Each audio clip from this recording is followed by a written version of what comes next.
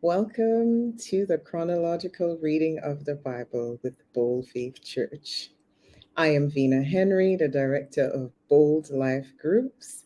We are on day 111 and we are reading 2 Samuel 1 to 4 this time around. Before we get into the reading, I just want to remind you to like, subscribe, and hit the notification button so you don't miss out on any of the good stuff we have going on here at Bold Faith Church. Let's get into this reading.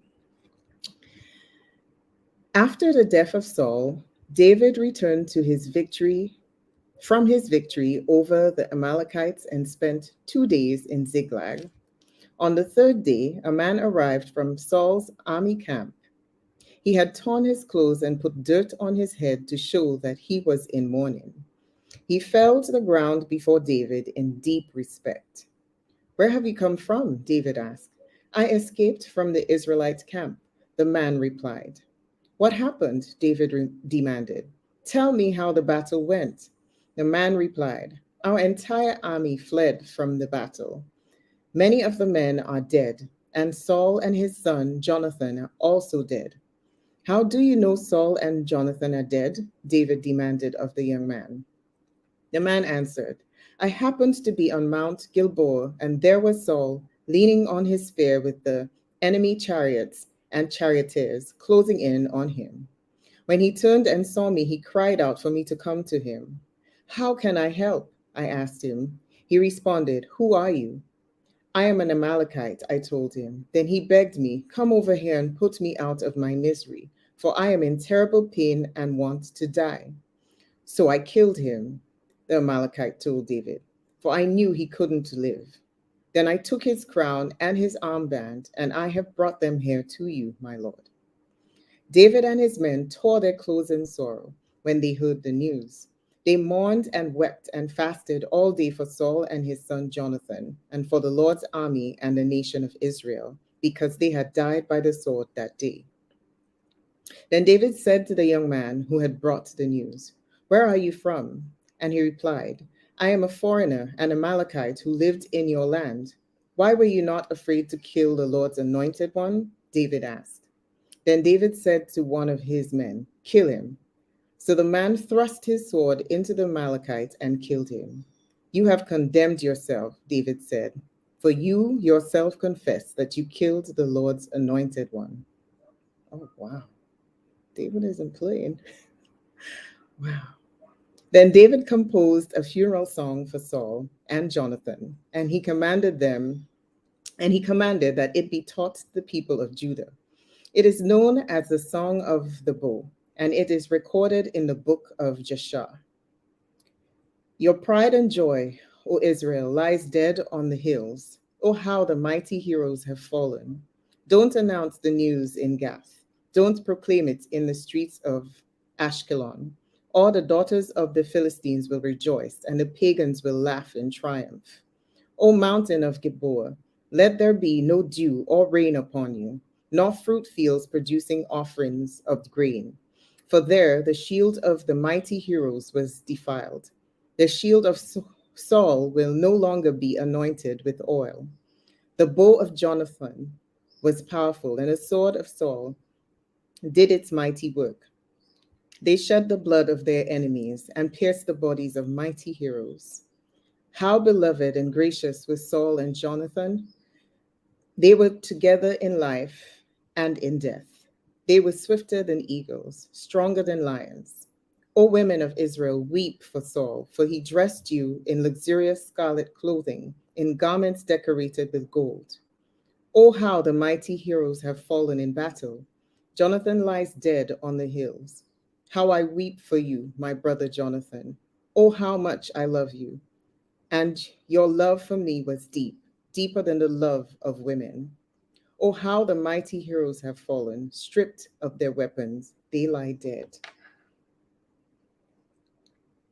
After this, David asked the Lord, "Should I move back to one of the towns in Judah?" "Yes," the Lord replied. Then David asked, "Which town should I go to?" Talk about being led by the Lord. "To Hebron," the Lord answered. David's two wives were Ahinoam from Jezreel, and Abigail, the widow of Nabal from Carmel. So David and his wives and his men and their families all moved to Judah, and they settled in the villages near Hebron. Then the men of Judah came to David and anointed him king over the people of Judah. When David heard that the men of Jabesh Gilead had buried Saul, he sent them this message: May the Lord bless you for being so loyal to your master Saul and giving him a decent burial. May the Lord be loyal to you in return and reward you with his unfailing love, and I too will reward you for what you have done. Now that Saul is dead, I ask you to be my strong and loyal subjects like the people of Judah, who have anointed me as their new king. But Abner, son of Ner, the commander of Saul's army, had already gone to Mahanaim, who's Saul's son, Ishbosheth. I didn't get that right, but we'll have to work with that.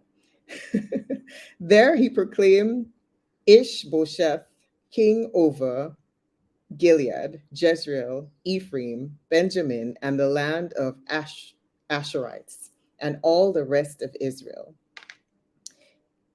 Ishbosheth, Saul's son, was 40 years old when he became king, and he ruled from Mahanaim for 2 years. Meanwhile, the people of Judah remained loyal to David. David made Hebron his capital, and he ruled as king of Judah for 7.5 years. One day, Abner led Ishbosheth's troops from Mahanaim to Gibeon. About the same time, Joab, son of Zeruiah, led David's troops out and met them at the pool of Gibeon. The two groups sat down there, facing each other from opposite sides of the pool. Then Abner suggested to Joab, let's have a few of our warriors fight hand to hand here in front of us. All right, Joab agreed. So 12 men were chosen to fight from each side, 12 men of Benjamin representing Ishbosheth, son of Saul, and 12 representing David. Each one grabbed his opponent by the hair and thrust his sword into the other side so that all of them died. Oh my gosh. So this place at Gibeon had been known ever since as the Field of Swords. A fierce battle followed that day, and Abner and the men of Israel were defeated by the forces of David. Joab, Abishai, and Ashel, the three sons of Zeruiah, were among David's forces that day. Asahel could run like a gazelle, and he began chasing Abner. He pursued him relentlessly, not stopping for anything. When Abner looked back and saw him coming, he called out, "Is that you, Asahel?" I'll keep pronouncing it different every time. You'll have to forgive me. "Yes, it is," he replied. "Go fight someone else," Abner warned. "Take on one of the younger men and strip him of his weapons." But Asahel kept right on chasing Abner. Again, Abner shouted to him, "Get away from here. I don't want to kill you. How could I ever face your brother Joab again?" But Ashel refused to turn back. So Abner thrust the butt end of his spear through Ashel's stomach, and the spear came out through his back. Ooh. He stumbled to the ground and died there, and everyone who came by that spot stopped and stood still when they saw Ashel lying there. When Joab and Abishai found out what had happened, they set out after Abner. The sun was just going down as they arrived at the hill of Ammah near Giah, along the road to the wilderness of Gibeon. Abner's troops from the tribe of Benjamin regrouped there at the top of the hill to take a stand. Abner shouted down to Joab, "Must we always be killing each other? Don't you realize that bitterness is the only result? When will you call off your men from chasing their Israelite brothers? Then Joab said, God only knows what would have happened if you hadn't spoken, for we would have chased you all night if necessary. So Joab blew the ram's horn, and his men stopped chasing the troops of Israel. All that night, Abner and his men retreated through the Jordan Valley. They crossed the Jordan River, traveling all through the morning, and didn't stop until they arrived at Mahanaim. Meanwhile, Joab and his men also returned home. When Joab counted his casualties, he discovered that only 19 men were missing in addition to Asahel. But 360 of Abner's men had been killed, all from the tribe of Benjamin. Joab and his men took Asahel's body to Bethlehem and buried him there in his father's tomb. Then they traveled all night and reached Hebron at daybreak. That was the beginning of a long war between those who were loyal to Saul and those loyal to David. As time passed, David became stronger and stronger, while Saul's dynasty became weaker and weaker. These are the sons who were born to David in Hebron. Here we go. The oldest was Amnon, whose mother was Ahinoam from Jezreel. The second was Daniel, whose mother was Abigail, the widow of Nabal from Carmel. The third was Absalom, whose mother was Maacah, the daughter of Talmai, king of Jeshurun. The fourth was Adonijah, whose mother was Haggith.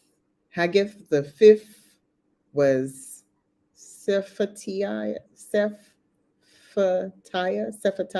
whose mother was Abital. The sixth was Ithrim, whose mother was Eglah, David's wife. These sons were all born to David in Hebron. As the war between the house of Saul and the house of David went on, Abner became a powerful leader among those loyal to Saul. One day, Ishbosheth, Saul's son, accused Abner of sleeping with one of his father's concubines, a woman named Rizpah, daughter of Aiah. Abner was furious. Am I some Judean dog to be kicked around like this? He shouted. After all I have done for your father Saul and his family and friends by not handing you over to David, is this my reward that you find fault with me about this woman? May God strike me and even kill me if I don't do everything I can to help David get what the Lord has promised him. I am going to take Saul's kingdom and give it to David. I will establish the throne of David over Israel as well as Judah, all the way from Dan to north to Beersheba in the south. Ishbosheth didn't dare say another word because he was afraid of what Abner might do. Then Abner sent messengers to David, saying, Doesn't the entire land belong to you? Make a solemn pact with me, and I will help turn over all of Israel to you. All right, David replied, but I will not negotiate with you unless you bring back my wife, Michal, Saul's daughter, when you come. David then sent this message to Ishbosheth, Saul's son. Give me back my wife, Michal, for I bought her with the lives of 100 Philistines. So Ishbosheth took Michal away from her husband, Palti, son of Laish. Palti followed along behind her as far as Bahurim, weeping as he went. Then Abner told him, Go back home. So Palti returned. Meanwhile, Abner had consulted with the elders of Israel. For some time now, he told them, you have wanted to make David your king. Now is the time, for the Lord has said, I have chosen David to save my people Israel from the hands of Philistines and from all their other enemies. Abner also spoke with the men of Benjamin. Then he went to Hebron to tell David that all the people of Israel and Benjamin had agreed to support him. When Abner and 20 of his men came to Hebron, David entertained them with a great feast. Then Abner said to David, "Let me go and call an assembly of all Israel to support my lord the king. They will make a covenant with you to make you their king, and you will rule over everything your heart desires." So David sent Abner safely on his way. But just after David had sent Abner away in safety, Joab and some of David's troops returned from a raid, bringing much plunder with them. When Joab arrived, he was told that Abner had just been there visiting the king and had been sent away in safety. Joab rushed to the king and demanded, "What have you done?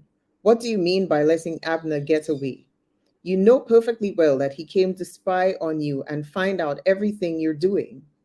Joab then left David and sent messengers to catch up with Abner, asking him to return.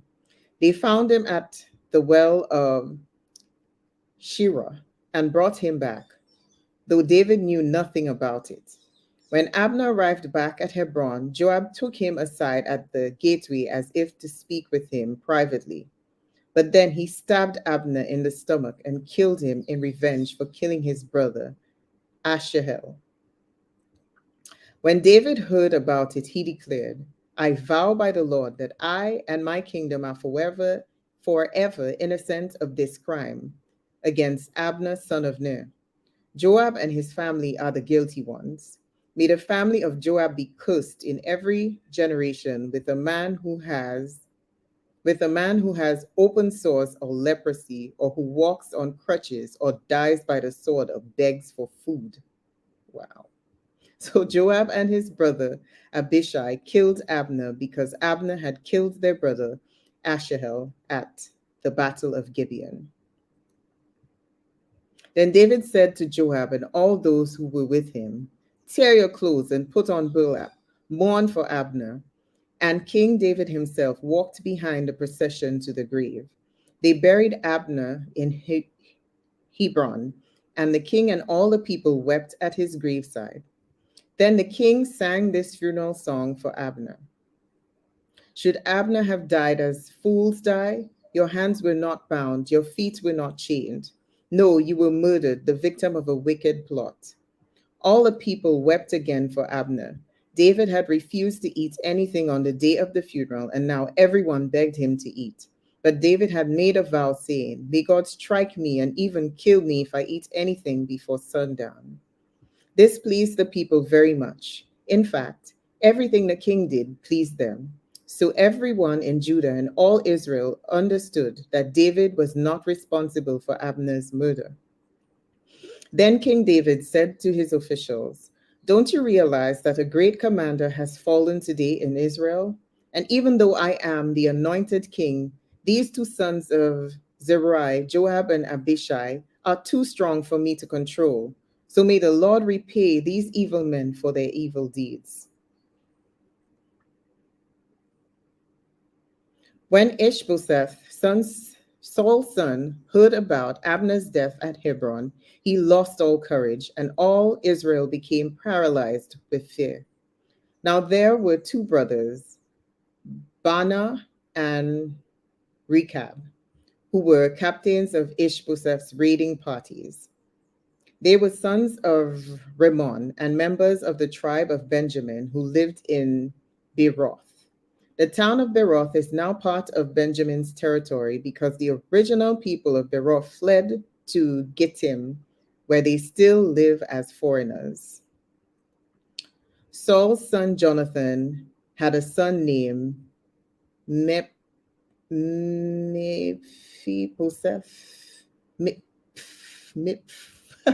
Help me out. Mephibosheth, who was crippled as a child. He was 5 years old when the reports came from Jezreel that Saul and Jonathan had been killed in battle. When the child's nurse heard the news, she picked him up and fled.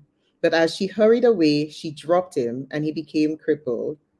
One day, Rechab and Bana, the son of Rimmon from Beeroth, went to Ishbosheth's house, and around noon he was taking his midday rest. As as he was taking his midday rest. The doorkeeper, who had been sifting wheat, became drowsy and fell asleep. So Rechab and Baanah slipped past her. They went into the house and found Ishbosheth sleeping on his bed. They struck and killed him and cut off his head. Then, taking his head with them, they fled across the Jordan Valley through the night. When they arrived at Hebron, they presented Ishbosheth's head to David. Look, they exclaimed to the king, here is the head of Ishbosheth, the son of your enemy Saul, who tried to kill you. Today the Lord has given my lord the king revenge on Saul and his entire family. But David said to Rechab and Baanah, the Lord who saves me from all my enemies is my witness. Someone once told me Saul is dead, thinking he was bringing me good news. But I seized him and killed him at Ziklag. That's the reward I give him for his news. How much more should I reward evil men who have killed an innocent man in his own house and on his own bed? Shouldn't I hold you responsible for his blood and rid the earth of you? Oh, David not messing around. So David ordered his young men to kill them, and they did.